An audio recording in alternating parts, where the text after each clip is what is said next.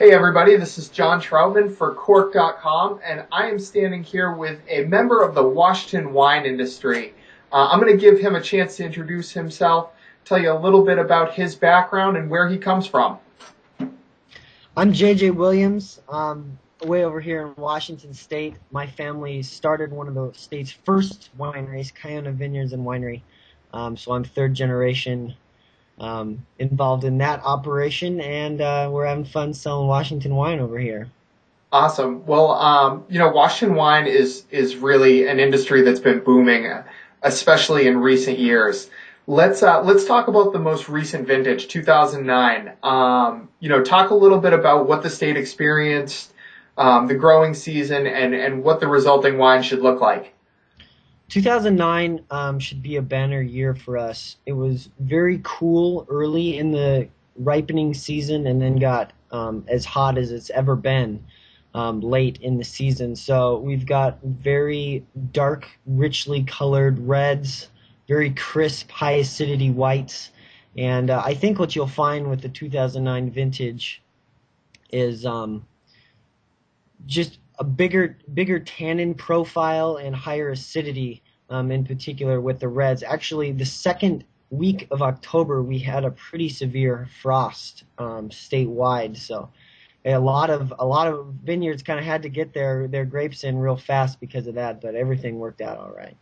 Awesome, awesome. Good to see. So it sounds like now is the time to check out Washington wine if you have the opportunity. Absolutely. Okay. So I know you said that you come from a family winery and you're a third generation, but I understand you have a newer project and something that you've joined a little more recently. Tell us where you're based and what winery that is. I'm here in Seattle, selling wine on the family's behalf. Seattle's where most of the people are here in the Northwest. Here, let me flip you around. Sure. And here's the Space Needle. I don't know if you can see that. Yeah, we got it there. There you go. Awesome. So there it is. Just some proof. But Seattle is really a great market for wine. People are really starting to get that Washington is doing fantastic wines at super competitive prices when compared to other places, not only in the United States but around the world. So awesome. So, like I mentioned earlier, Washington wine is really starting to boom, and it's not just the sales that are booming, but it's really the competition that's booming.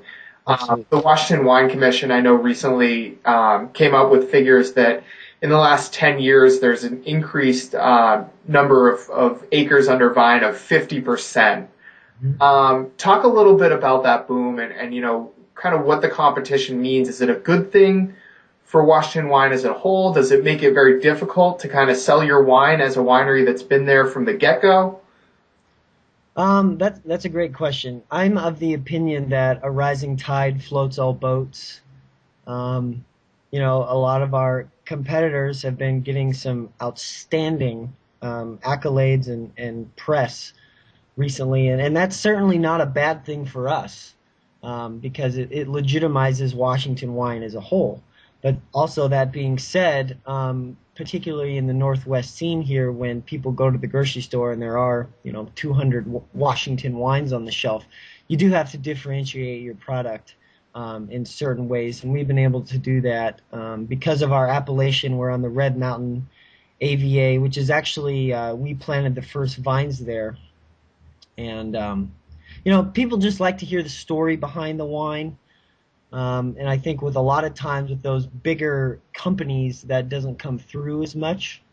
So, with a huge influx with people, planting vines and getting into the Washington wine scene, who are some of your neighbors, either in Red Mountain or beyond in other AVAs in Washington, that you really admire? Wines that you think are either flying under the radar, or even wines that people know about that you're really liking to drink?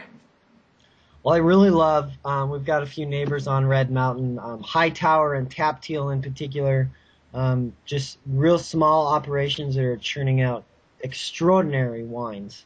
And it's kind of an interesting development here in Washington. A lot of the new kids on the block, we've gone from about 200 wineries to 650 in about 4 or 5 years. A lot of those wineries are real small operations, and they're only wineries. They're not vineyards as well. So it's becoming increasingly rare that a producer is not only growing the grapes and making the wine. But of those, I really admire Milbrandt. It does a fabulous job. Um, Kiona, obviously, we're doing all right.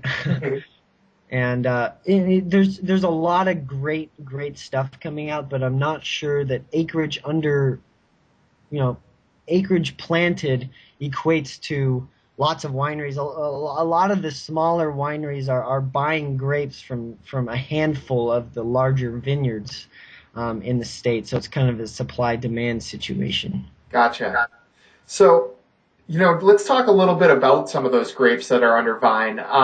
You look at places like California, and they've really made their name with Cabernet and Chardonnay. Yep. And then you head up north, and we go to Oregon, and it's Pinot Noir. It's everywhere. And then you even come out east, and you look to New York, and there's the Riesling, which has really made its name for itself out here. Hmm. Washington really seems to play with a whole lot of different stuff, and they do a lot of stuff really well. Um, Yeah. what are some different things to look for? What should we look for coming out of Washington? I'm actually, everyone's heard of Washington Merlot. I think that is a shining star, but I think one that people are going to start noticing more and more is Washington Sangiovese.